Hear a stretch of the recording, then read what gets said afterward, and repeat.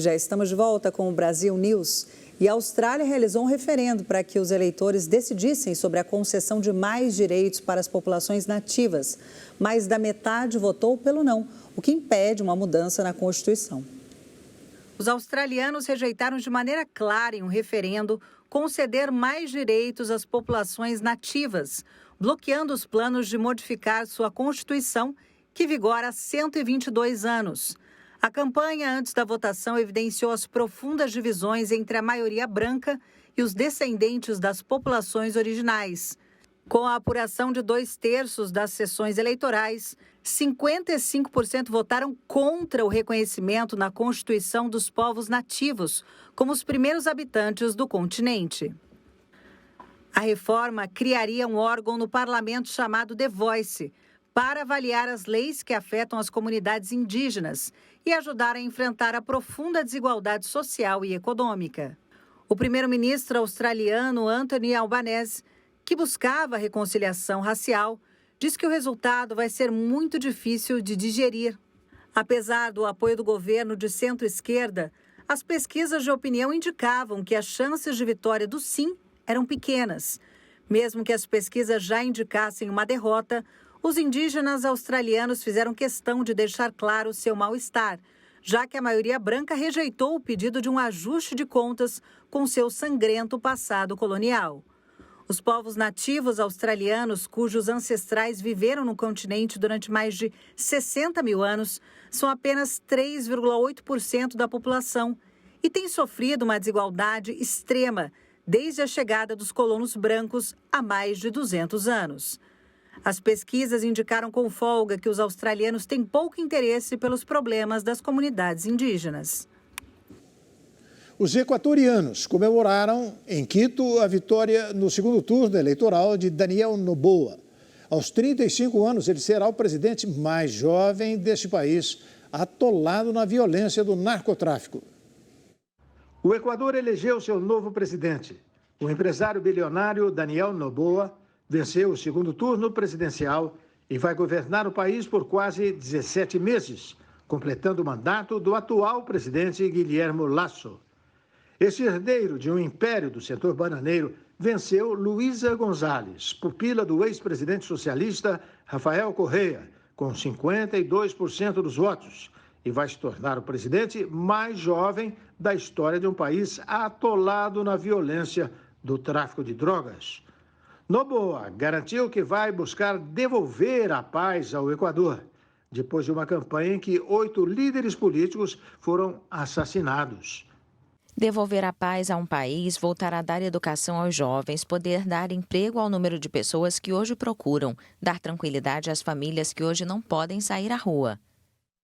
González reconheceu a derrota do correísmo, que perdeu as eleições presidenciais pela segunda vez consecutiva, após anos de popularidade, e felicitou o novo presidente, que chegou ao poder com o apoio das forças de direita, apesar de se definir como centro-esquerda. Ao candidato e agora presidente eleito Daniel Noboa, os nossos mais sinceros parabéns, porque é uma democracia. Nunca apelamos ao incêndio de uma cidade e nunca saímos gritando fraude. A proposta mais famosa de Noboa foi a criação de navios-prisão para isolar os prisioneiros de suas redes criminosas. Ele também propõe dinamizar a economia com linhas de crédito para pequenas e médias empresas. A pobreza ronda os 27% nesse país dolarizado, enquanto a soma do desemprego e do subemprego é de 26%. Sem maioria absoluta no Congresso, Noboa vai enfrentar dificuldades para concretizar suas reformas. E para caçar as baleias narvais, cujas longas presas em espiral inspiraram o mito medieval dos unicórnios, é necessário silêncio absoluto. E isso tem sido ameaçado na Groenlândia por conta dos navios que passam pela região, tanto os de carga como os que trazem turistas e cientistas que pesquisam ali as mudanças climáticas.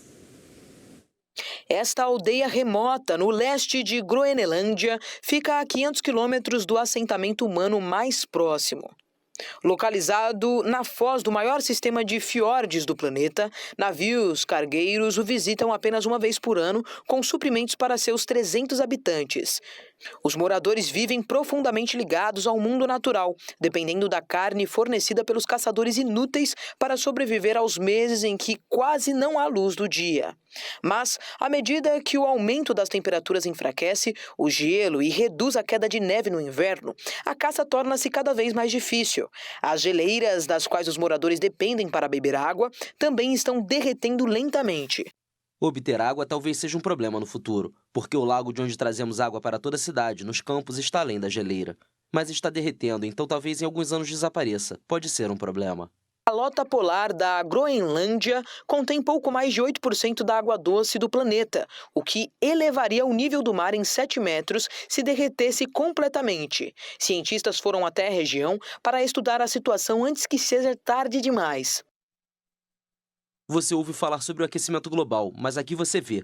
Quem mora aqui, os que vêm como a gente, vê as geleiras. A gente consegue ver de uma missão para outra qual o impacto do aquecimento global. Aqui é realmente o laboratório das mudanças climáticas. Os cientistas estão procurando algo muito pequeno, mas especificamente uma alga microscópia. Identificado pela primeira vez em 2019, o organismo já pode ter causado um efeito sem precedentes no gelo. Essas algas colorem o gelo. Estima-se que hoje cerca de 12% do derretimento anual das geleiras se deve à presença dessa alga. É uma quantidade colossal. Os pesquisadores não são os únicos a chegar. Cerca de 60 barcos chegaram à região neste verão com turistas que querem conhecer o modo de vida local. Alguns veem o turismo como uma forma de trazer recursos para a área, mas outros temem que isso possa destruir o que viajantes vieram ver, uma das últimas comunidades de caça inuit. O que preocupa a comunidade não é apenas o aumento do tráfego marítimo. As temperaturas na região estão subindo até 4 vezes mais rápido do que a média global, representando uma ameaça direta ao modo de vida inuit. E logo após o intervalo, Fernando Diniz promete mudanças na seleção brasileira de futebol após um fraco desempenho contra a Venezuela. E olha só o emprego dos sonhos para muita gente. Grupo de mídia busca jornalistas para acompanhar de pertinho estrelas do pop. O Brasil News da Rede Brasil vai voltar daqui a pouquinho.